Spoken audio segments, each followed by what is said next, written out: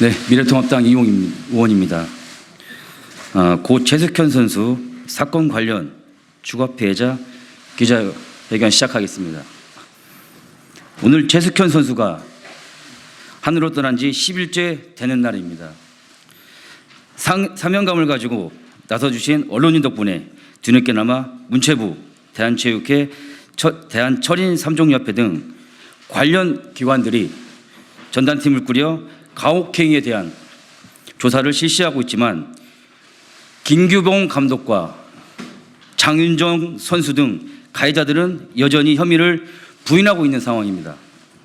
그래서 오늘 고 최석현 선수 사건으로 신체적, 정신적 충격이 채 가시지 않음에도 불구하고 동료 선수들이 당시 상황을 직접 증언하기 위해 큰 결심과 용기로 함께 이 자리에 서 주셨습니다. 뿐만 아니라 오늘 이 자리에는 함께 해주시지 못했지만 진술을 통해 도와주신 많은 선수분들께도 진심으로 감사드리며 어떠한 불이익으로부터 선수 여러분들을 반드시 지켜드릴 것을 약속드립니다.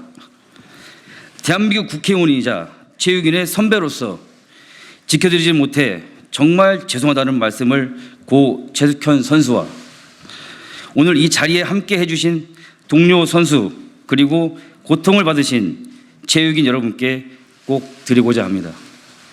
다시 한번 지난 26일 고인이 되신 트라이애슬론 고 최석현 선수의 한을 풀어주신 언론인 여러분께 진심으로 감사의 말씀드리며 앞으로도 많은 협조 부탁드립니다. 경청해 주셔서 감사드립니다. 다음은 주가 피해자 선수들에 대한 얘기를 하겠습니다.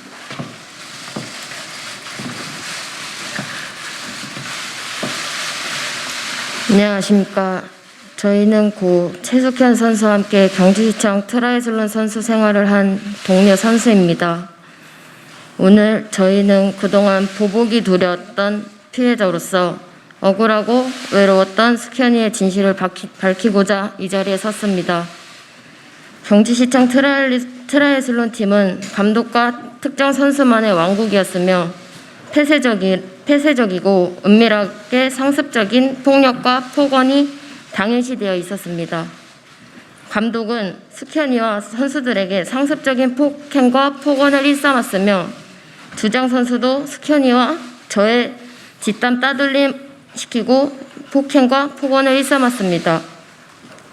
감독은 16년 8월 점심에 콜라를 한 잔 먹어서 체중이 불었다는 이유로 빵을 20만 원치 사와 석현이와 함께 새벽까지 먹고 토하게 만들며 또 먹고 토하고 시켰습니다.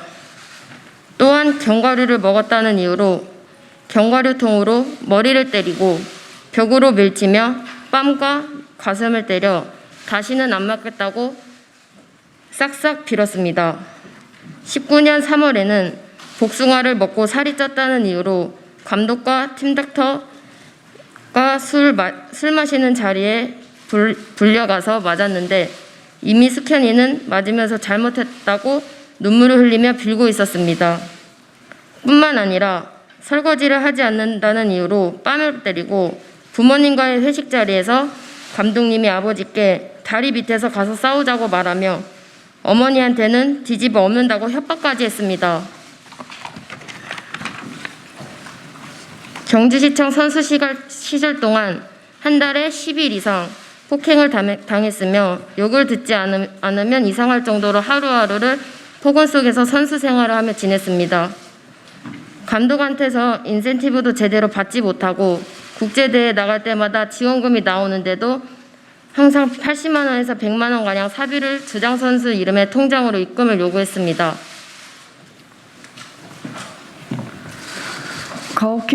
가혹행위는 감독만 한 게 아니었습니다.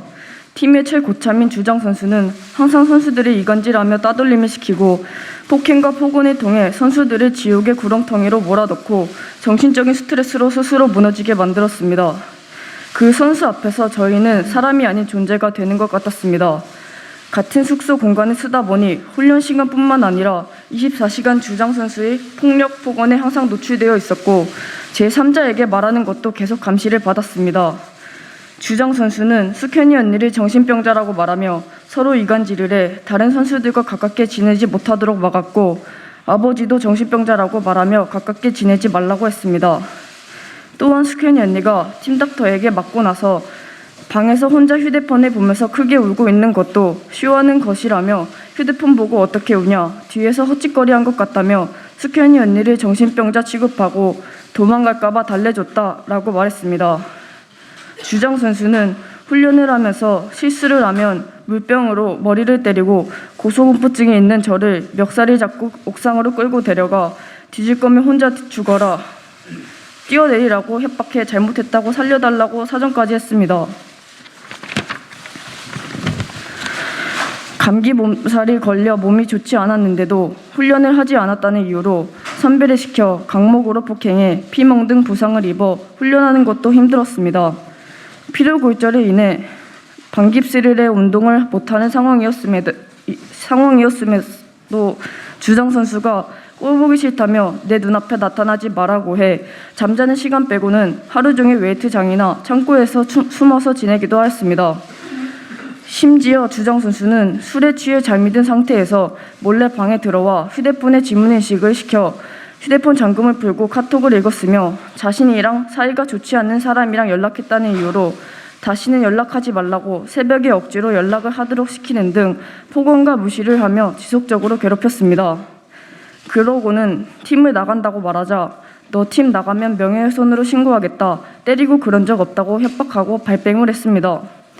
팀닥터는 자신이 대학 교수라고 말했으며 수술을 하고 왔다는 말도 자주 했을 뿐만 아니라 치료를 이유로 가슴과 허벅지를 만지는 등 성적 수치심을 느꼈습니다.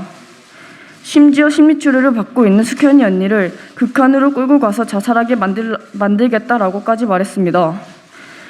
경주경찰서 참고인 조사에서는 담당 수사관은 최숙현 선수가 신고한 내용이 아닌 자극적인 진술은 더 보탤 수 없다며 일부 진술을 삭제했으며 어떻게 처리될 것 같냐는 질문에 벌금 20-30만 원에 그칠 것이라고 말하면서 고소하지 않을 거면 말하지 말라고 하여 혹여나 벌금형을 받게 되면 제가 운동을 그만두지 않는 이상 대회장에서 계속 가해자들을 만나고 보복이 두려워 고소를 하지 못하는 상황에서 진술인 조사 이후에는 훈련을 하지 못할 정도로 불안감까지 느꼈습니다.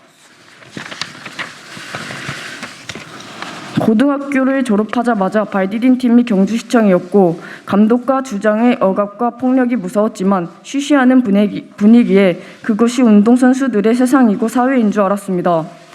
마지막으로 선수 생활 유지에 대한 두려움으로 숙현이 언니와 함께 용기 내어 고소를 하지 못한 점에 대해 숙현이 언니와 유가족에게 죄송하다는 말씀을 드립니다.